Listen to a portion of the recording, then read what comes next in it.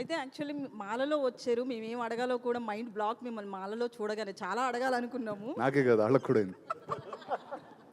So మీరు అడిగే క్వశ్చన్లో తప్పేం లేకపోతే నేను మాలేసుకుంటే ఉంది, వేసుకోకపోతే ఉంది. అయితే మీ లవ్ స్టోరీస్ గురించి చెప్తారా? 3 స్టోరీస్లో దేనికి మీ స్టోరీస్ కనెక్ట్ అయ్యాయి? అదేనండి రవికాంత్ చెప్పినట్టు వద్దులేండి, చెప్పొద్దు. యాక్చువల్లీ అదేం లేదులేండి, అలా ఏం లేదు. No see this nothing.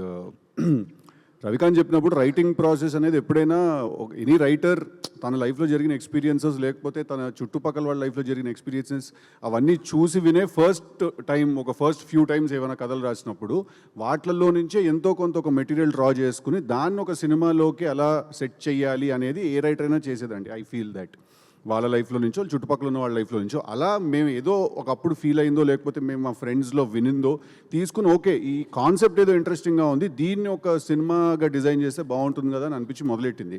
So as it ఈస్గా జరిగిన ఎక్స్పీరియన్సెస్ అలా కాకుండా ఇట్స్ అన్ ఇన్స్పిరేషన్. సొసైటీలో జరుగుతుంది చూసినా, మన ఫ్రెండ్స్ లైఫ్లో జరుగుతుంది చూసినా కూడా. రవికాంత్ గారు సార్ దీన్ని థియేటర్కి మార్చినప్పుడు రీఎడిట్ చేయడం కానీ దాన్ని ఏమైనా స్క్రీన్ ప్లే కొంచెం అటు ఇటు మార్చడం? లేదండి, అదేం లేదు, ఏం జరగలేదు.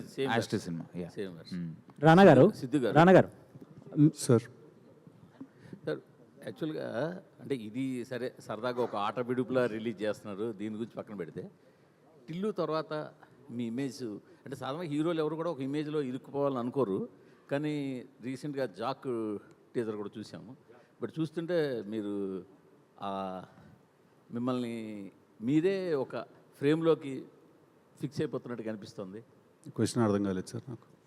మీరు ఒక ఇమేజ్లోకి టిల్లు ఇమేజ్ అనేది పెట్టుకుంటే, ఒక టిల్లు బ్రాండ్ అనేది పెట్టుకుంటే దాంట్లో ఫిక్స్ అయిపోతున్నట్టు కనిపిస్తుంది.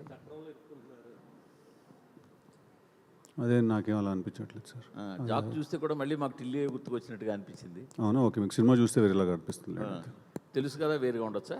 వేరేనండి. Okay okay. సిద్ధు గారు, లైలా మీకు మంచి ఫ్రెండ్ కదా, సో మీరు ఎందుకు దాని మీద కాంపిటీషన్లుగా కాంప్లికేట్ చేస్తున్నారు ఈ సినిమా సార్? రిలీజ్ ఒక సినిమా రిలీజ్ అది స్ట్రైట్ రిలీజ్, అది కంపారిజనే లేదండి. అది నంబర్ ఆఫ్ స్క్రీన్స్ దగ్గర నుంచి లొకేషన్స్ ఓవర్సీ రిలీజ్ ఇక్కడ చాలా డిఫరెన్స్ ఉంటుంది. కాంపిటీషన్ అంటే అసలు కాన్సెప్టే లేదండి ఇక్కడ. ఇంకోటి రానా గారు, ఈ లవ్ స్టోరీస్లో మీకు ఎన్ని కనెక్ట్ అయ్యాయి సార్? అంటే మామూలుగా నాకు అర్థమయ్యే కొన్ని లవ్ స్టోరీసే ఉంటాయండి. అలాంటి కొన్నిట్లో ఇది బాగా అర్థమైంది యాక్చువల్లీ. ఎందుకంటే ఖచ్చితంగా ఏంటన్నా అలా ఉన్నాం సరే. అంటే సీన్ లైఫ్ జరుగుతాయండి అందరి లైఫ్లో, అండ్ అది చెప్పలేము కొన్నిసార్లు వాటి గురించి మాట్లాడుకోలేం. అండ్ ఐ థింక్ సినిమా అనేది it's a tool to speak up some emotions. And నాకు తెలిసి Ravi and Siddhu really designed it so beautifully.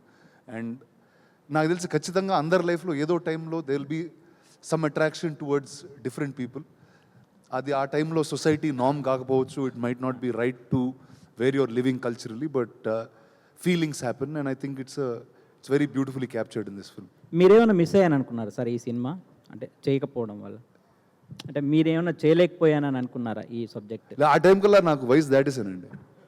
ఈ కథ చెప్పేటప్పుడు ఆ టైంకే నేను బాగా ఏజ్ అది పెరిగిపోయి అలాంటివి ఎప్పుడు చిన్నప్పుడు అలా జరిగింది. సో అంటే రానా తోటి ఆల్మోస్ట్ లాస్ట్ 3-4 yearsగా క్లోజ్లీ బీన్ అసోసియేటెడ్. నేను తెలుసుకున్న విషయం ఏంటంటే మనోడు చాలా ఇంట్రెస్టింగ్ కథలు, కొంచెం అవుట్ ఆఫ్ ద బాక్స్ కథలు అన్నీ కూడా ఏదన్నా ఉంటే రానా దగ్గరకు వస్తారనమాట అందరూ. ఎందుకంటే మనోడైతేనే కొంచెం అర్థం చేసుకుని ఇట్లాంటివి ముందుకు ప్రొపెల్ చేస్తాడని. బట్ వాట్ హ్యాపెన్స్ ఈజ్ అలాంటి కథలు చేయడానికి హీరోలకు కూడా ధైర్యం ఉండాలి. Every one might not want to pick up a new story or చిన్న రిస్క్ మ్యాటర్ ఏదో ఉంటుంది దాంట్లో.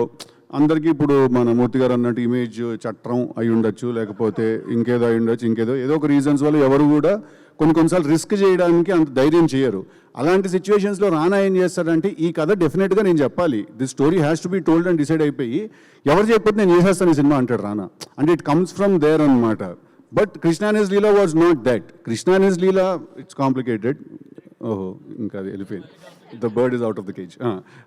కృష్ణ ఇట్స్ కాంప్లికేటెడ్ ఏంటంటే నేను రానాకి వెళ్ళి కథ చెప్తే తను దీన్ని చాలా స్ట్రాంగ్గా ఫీల్ అయ్యాడు. అది చెప్పింది కదా, బికాజ్ ఐ ఫీల్ దట్ ప్రతి ఒక్కళ్ళ జీవితంలో మోర్ ఆర్ లెస్ ఇది జరుగుతుంది ఎక్కడో. ఆల్రెడీ ఒకళ్ళతో మనం కమిట్ అయ్యి ఉన్న తర్వాత ఇంకొకళ్ళ మీద ఎక్కడో ఒక అట్రాక్షన్ రావడం, అంటే ఫీలింగ్ రావడం ఒక ఎత్తు అయితే ఆ ఫీలింగ్తో నువ్వు ఏం చేస్తావు అనేది సెకండ్ క్వశ్చన్. సో సినిమాలో మేము అది కూడా ఆన్సర్ చేసాం.